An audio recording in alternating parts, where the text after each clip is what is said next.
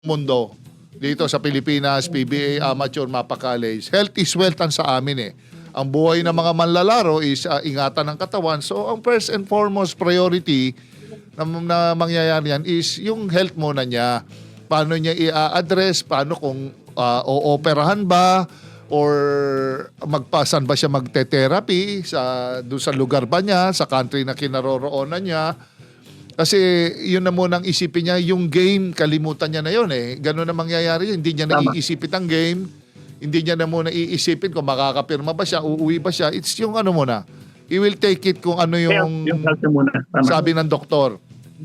Ang mahirap kasi sa gwardiya na posisyon, ang bread and butter nila yan is yung speed, quickness, agility.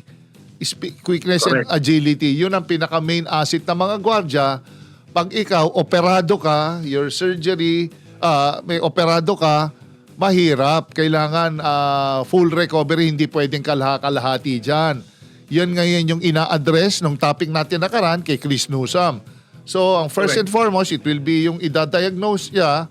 Tapos, kung kailangan ng surgery, isa surgery, recovery, then therapy. Ito po, hindi po weeks to, hindi to buwan. 6 to 8 months ang pinag-uusapan dito. Depende sa gravity ng injury. So, ganun na po muna ang mangyayari dyan. I hope hindi ganun kagrabe. Pero, dasal na lang po natin. Dasal na lang po natin yung kay JD Kagulangan. I'm sure, hindi lang physical po ang problema nito. May emotional din, psychological din po ito na mararamdaman. Yes, tama.